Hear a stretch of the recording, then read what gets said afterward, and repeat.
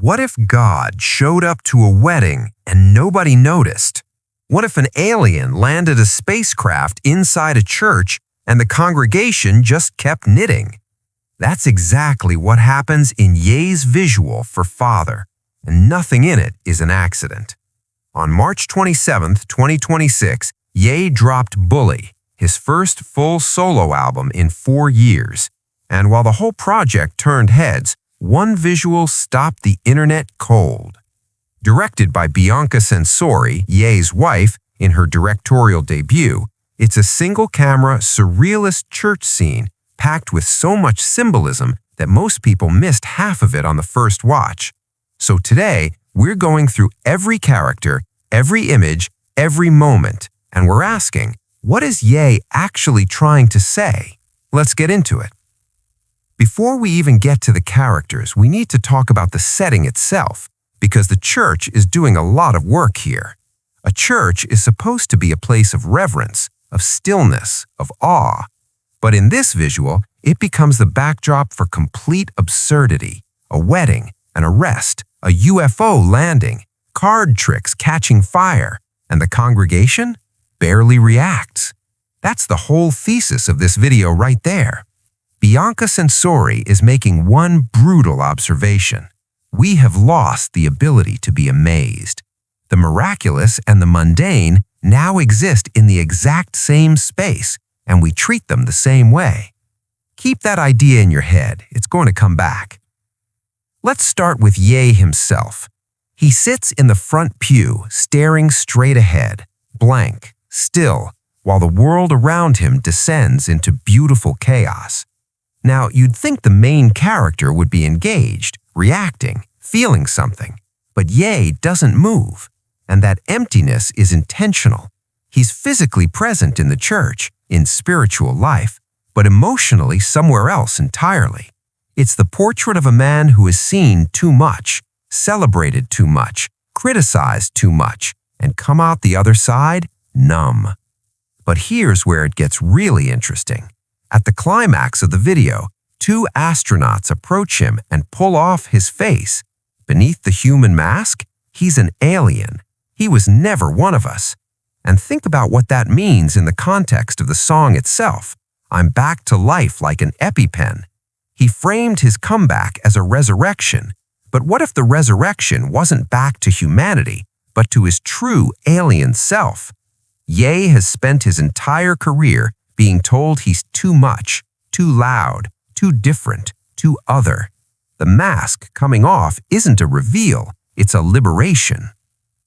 Travis Scott is framed as the groom, center of the ceremony, the reason everyone is gathered. But just like Ye, Travis pulls his mask down at the end, also an alien. Now, on the surface, this is a flex. 2 of the biggest artists in the world standing in a church, revealing they've always been something beyond ordinary. But dig a little deeper. Travis's wedding is to 2 women. That's a deliberate provocation, one that points to the excess, the spectacle, the almost mythological scale of celebrity life. When you're that famous, the normal rules don't apply, and the crowd just accepts it. Nobody protests the bigamy. Nobody bats an eye. Because when you're at the level of Ye and Travis, the world will rationalize anything you do. That's both a privilege and a prison. Okay, this is the moment that broke the internet. Sitting alone in the very last row in an all-white suit, unbothered, is a man who looks exactly like Michael Jackson. Most people assumed it was AI generated. It wasn't. It's Fabio Jackson, one of the most well-known Michael Jackson tribute performers in the world. But why is he there? Think about Michael Jackson's story. A genius, a revolutionary, someone who existed so far beyond normal human experience that society eventually turned on him, made him a punchline, a cautionary tale, a ghost.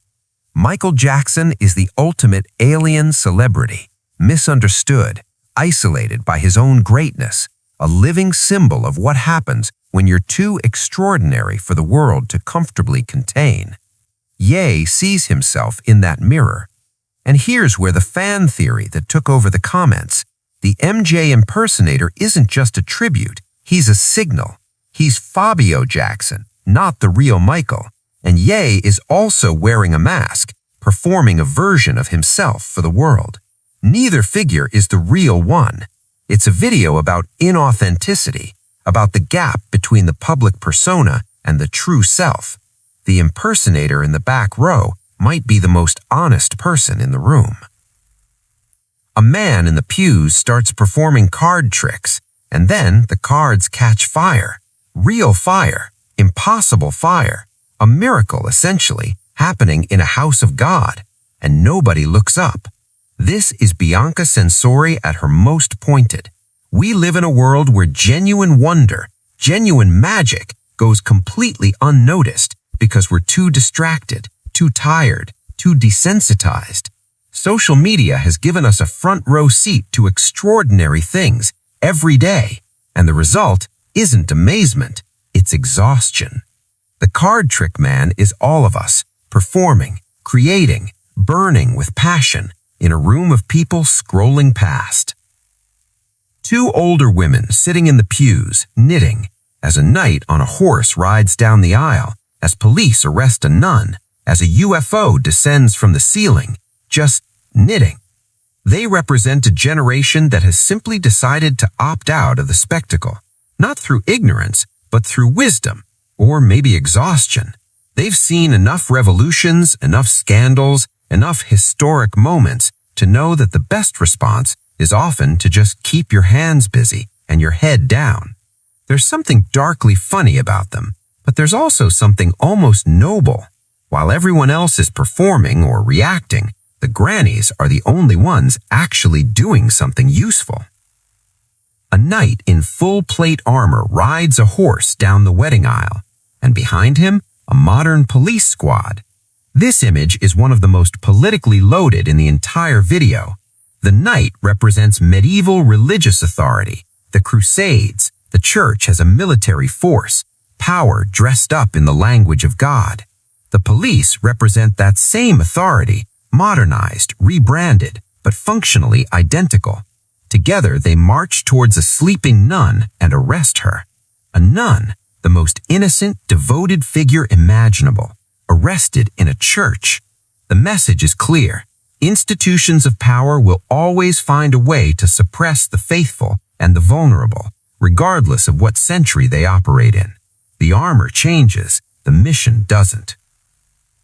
Through all of this, the chaos, the arrests, the aliens, the fire, the choir never stops dancing. They're in the corner, moving with joy, completely committed. The choir is the soul of the video. They represent what remains when everything else breaks down. Genuine faith, genuine joy, genuine creativity. Ye's entire musical identity was built on gospel. From Jesus Walks to Donda, the church has always been in his DNA. The choir isn't just set dressing, they're a reminder of where he came from and what has always sustained him. No matter how surreal the world gets, the music keeps going. Two astronauts walk through the church, approach Ye, and unmask him. Why astronauts specifically?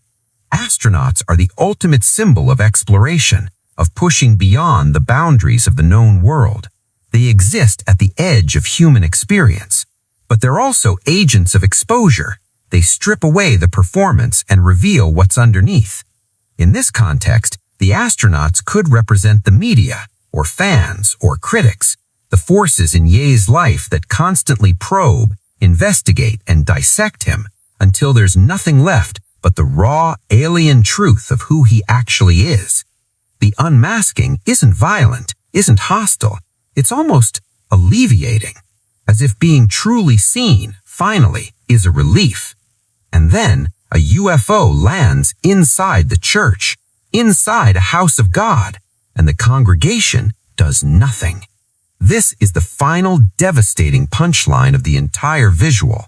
God, or something God-like, something beyond all human comprehension, has literally entered the building, and the response is silence, indifference.